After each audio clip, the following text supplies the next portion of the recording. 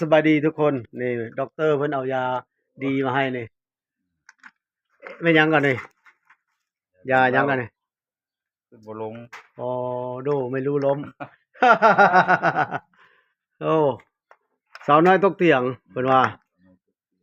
โอ้แอวกระเดื่องหมดคืนบาดนี่จักชั่วโมงเอาบองแล้วกินได้นี่มันบองตำชั่วโมงหนึงเนาะคักแท้เด้คักแท้เด้มื้อแรงกินแรงคักเลยแท้เนาะเป็นเดือนพุ่นแล้วเอาโฆษณายาเลยนะ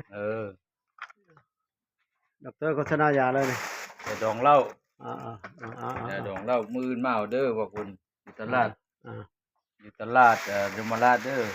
มื้อนี้เด้ลงไสมื้อนี้ลงขายไสมื้อนี้ลงขายอยู่ตลาดแรงตลาดนัดตลาดนัดเนาะตลาดนัดเทพสมบัติผู้ใดสนใจจะได้ยากินข้าวแซ่บก็มียาดีท้องขาวก็มียาดีกระเพาะดีกระเพาะดีมดลูกเอาเว้าเองหัวพวกมดลูกลงขาวแล้วก็ยาพวกหัวหัวใจมันก็มีครบนะโอ้มีจิตอย่างเย็ดอย่างเดี๋ยวเพิ่นเอามาตอนพี่น้องเอ้ยเพิ่นเอามาตอนน่ะมาตอนครับมะเร็งแมลงลงตลาดนัด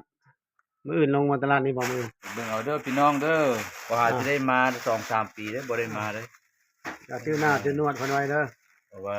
มันยังปรับปรุงยาใหม่เด้ก็สิบ่ได้ลงมาอืมเอาเกาดีก็ท่องให้มีได้นี่ยาเกาดีก็มีเด้อเกาดีออกมาใหม่ยาเกาดียอมีหยังครบเด้อยาเด้อมีเอกสารครบบ่ได้ตัวที่ได้โอ้มีอยอีกยาก็ยอแล้วจากกระทรวงสาธารณสุขเลยโอ้เข้าใจลองเบิ่งวันนี้ดูไม่ดูล้มนี่เอียนดอนเพิ่นว่ามีฮะเอียนดอนมีฮอดเอียนดอนว่านี่โจมดักจึงโสมดักจึงอีก